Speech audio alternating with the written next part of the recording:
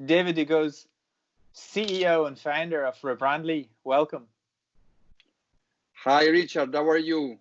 I'm great, and we are both wearing our Rebrandly livery. Very stylish. Very much so. We first met a number of years ago when you first came to Ireland with your project. Yeah, remember that in the Web Summit, I suppose. I think even before that, Gianni introduced us. Gianni Matera. Yeah, it's right. And since you have come to Ireland, you've had some great success with Rebrandly. The product has grown in many ways, and you have many household names as your clients and customers. Yes. We were able to get very known brands as customers all over the world, both in Europe and US. Yes, exactly. Fantastic. And tell us a little bit about what Rebrandly does. Basically, we do two main things. One is we let our customer brand their links, meaning instead of sharing links that are generic, they are able to put their brand, meaning their domain name, on the link and make them more trustworthy. So it means that those clicks will get a much better click-through rate. And they will be memorized and remembered better than other generic links. The second thing we do is link management, where we provide all the tools to understand which link is performing the best and which link need to be changed. And we also let our customer have the possibility to change the destination URL and reroute the links. I've certainly had great success using the product. I have used it for a number of domains, including irishstartuptv.link. And exactly as you express, it gives people a reassurance that they're not clicking on some crazy link, because historically there were always link shorteners, but they would quite often give a long, often alphanumeric alias. And that was quite disconcerting for the customer. And also the ability to change a destination of a link after I have posted the link, for me, was incredibly useful, because it can sometimes happen that we will want to change the destination. Like, for example, if we want to change to a different sign-up service, or for example, with me, with a YouTube video, I might post a YouTube video and then I could discover an error on the video. Maybe I broke something during the video and I have to take it down and I have to put it up again. And because of Rebrandly, I can just simply change the destination so the user does not have a bad experience. That's very useful for me. Are there any other use cases that you would like to call out, that you have seen examples of people using your service in a certain way, that they have maybe innovated a very friendly customer solution? Yeah, there are many use cases about changing the destination URL. A nice case is when you send a newsletter, for example, to thousands of recipients, and then you discover that one or more links are broken or are wrong, and you have to send another email to excuse with excuses. Yes, it happened to almost anyone, I think, in digital marketing. With Rebrandly, you basically don't have to send another email. You just go in the dashboard and you change the destination. This is a nice use case. With SMS, we have also other very good use cases. One of our customers is Three Ireland, the telephone company. If you are subscribed to their services, the link that you receive in the SMS are our links.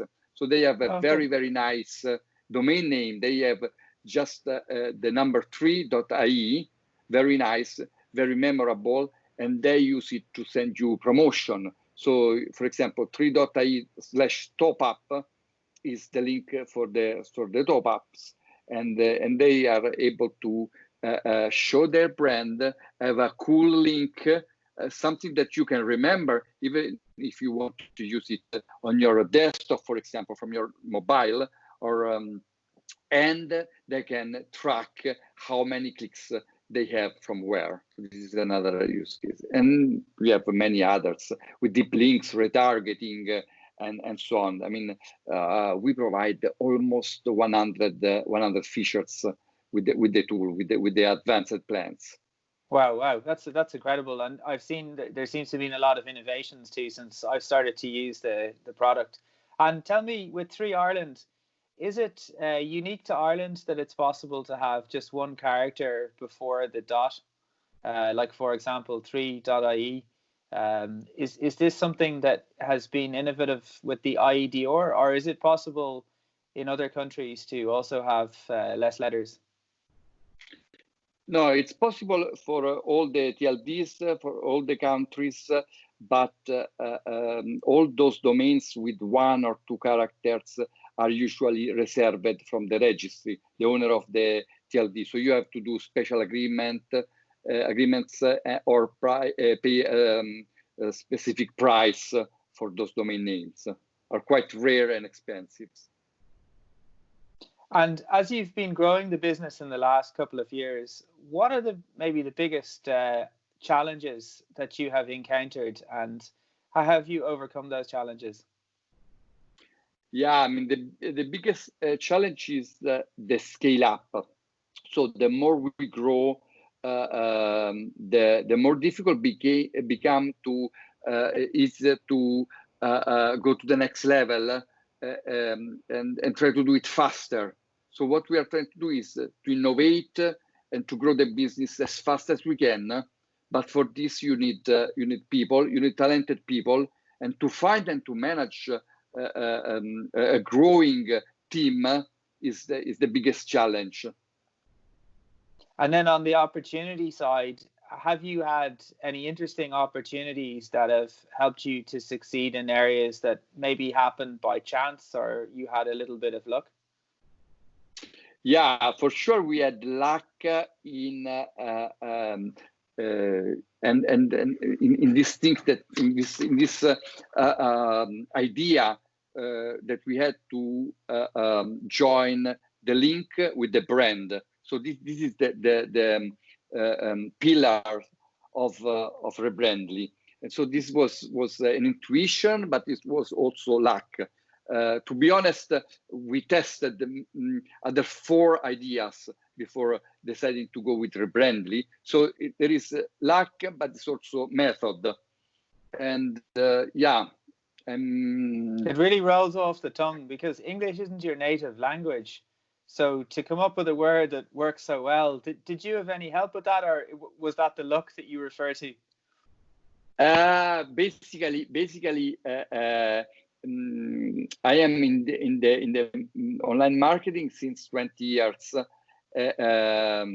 Of course, I have the help of native speakers in the team that can help me, but we also do surveys and polls to ask first our customer what they think about a feature, innovation, a name, or something like that, and also to external communities. And usually, if you are able to ask, if you ask nicely, you get good answers. And how do you manage to make a decision? Do you make it based on the data alone, or I think you've alluded to already that there's a little bit of intuition? So what kind of advice would you have for people when they're making decisions around big data? Should there be some intuition, and perhaps how much intuition versus how much valuing the numbers when making a decision? Yeah, it's not easy to have a perfect balance because someone may say, okay, just look at the data. Some just say, okay, data are not enough. And I think data are not enough. You have to start from an intuition. You have to do a proof of concept as fast, as small as you can, and then test it. Of course, you should have some KPI. It's not always simple to do it. But yeah, it's a mix of those things. So generally what we do something that we call experiment. This experiment can be a technical experiment, or can be a marketing experiment, or a support procedure experiment. And then with this, we brainstorm this experiment. We write it down. I mean, a couple of pages in a document are enough in most of the cases. So we are forced to explain it very well to the rest of the team. And then we run it for a small period, maybe 1 week or 2 weeks. And then we try to understand if it's successful or not. If we have decided a KPI and we can measure it, great. If not, we will do some deductions. And talking about team, what kind of advice could you have for managing a distributed team? Because over the past couple of years, you've had staff in Dublin, in Rome, and the US, and possibly in other locations since. Yeah. We have people in Dublin, Rome, US, India, and East Europe. Oh wow! But we also we had also other people in Australia and even in Africa once. Wow. That is a little bit yes. All over the world. Really all over the world. So I mean, first of all, you need good tools. So good communication tools. Tools where you are able to share the knowledge, the information. Another thing we have a manager for each of the main sectors, like one for sales, one for marketing, and I have a meeting with them at least once a week.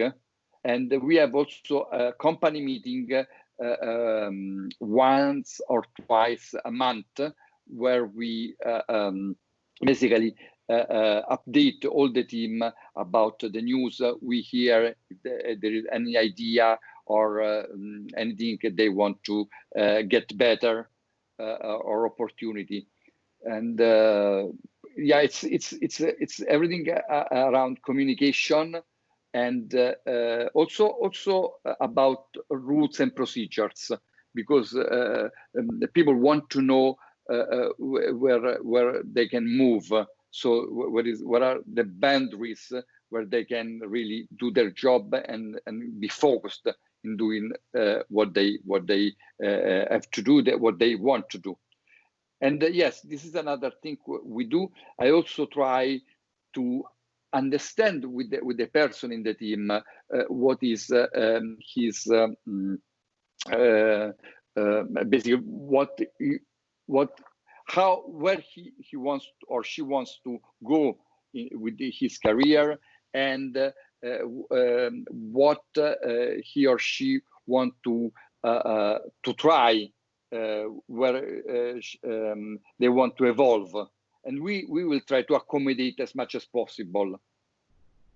That's really fantastic. So it sounds like there's very much a structure with a sense of boundaries, but then there is a certain amount of freedom to move within those structures and within those boundaries. I think it's a very good approach, that people have some kind of reassurance, but at the same time that they realize that they are still free to innovate where necessary. Yeah, exactly. This is what we try to do. So give them the freedom to innovate, but in these boundaries, they are sure, okay, they are going in the right direction, they're doing the right thing, and at the end of the month, they know, okay, I've done something for the company. What kind of trends do you think are very interesting at the moment in digital marketing? In the last couple of years, we've had this idea of growth hacking. Maybe can you explain a little bit your views on perhaps growth hacking and also some other interesting trends that you have come across and perhaps what you see that is going to come down the line, the next big thing for digital marketing? Yeah, I think growth hacking is still a great method. And for growth hacking, I mean a way where you have an intuition, an idea or an opportunity, and you design an experiment. And then what you do, you have a list of experiments, and you try to understand which experiment will bring the best results.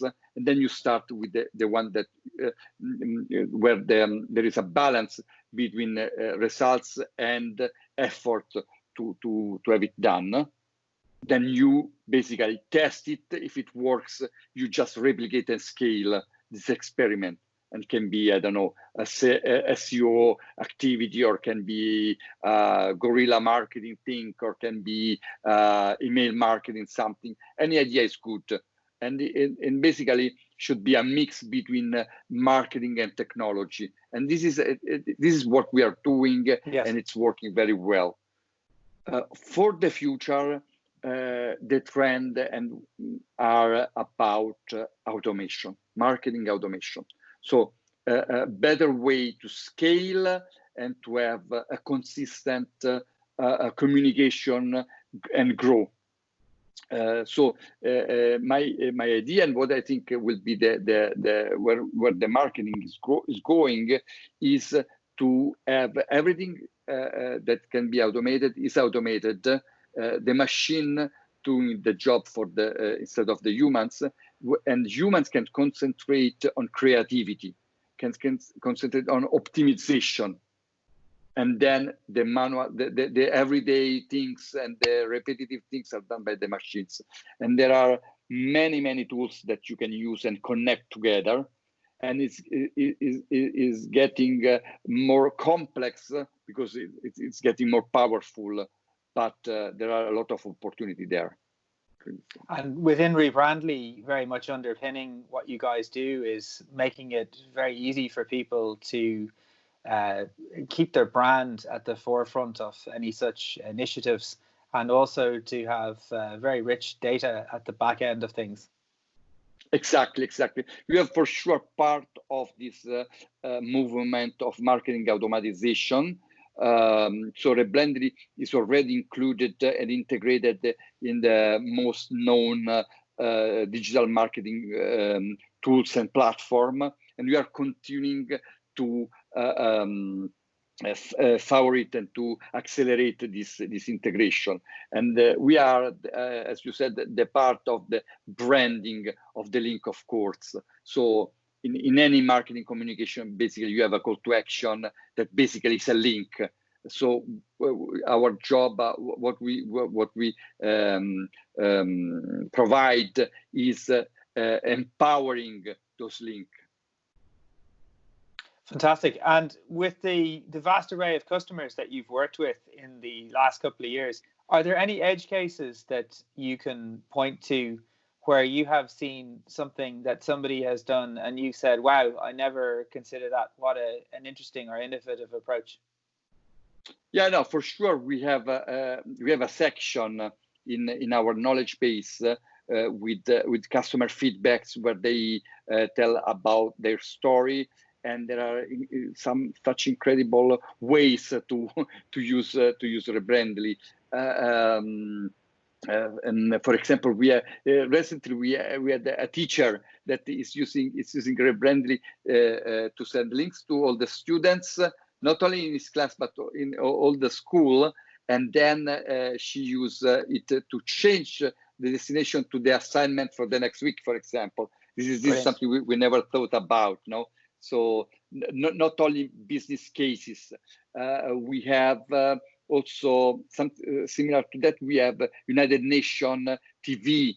This is an internal TV for all the meetings they do, and they have on their social one of our link, and they use it to send people to the updated schedule or to the updated news.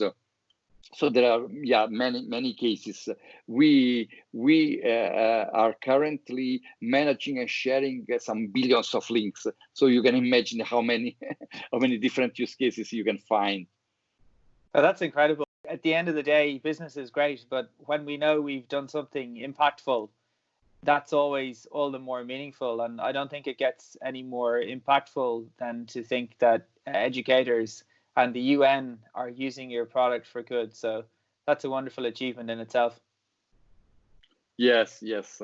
Thank you. This is probably a better driver even than money. Yeah. Awesome. Well, Davide, it's always been a pleasure every time we get to spend some time together. And today has been very informative. I've learned a lot, and I'm excited to see what additional innovations Rebrandly will continue to bring to the market in the coming months and years. Thank you very much. Thank you.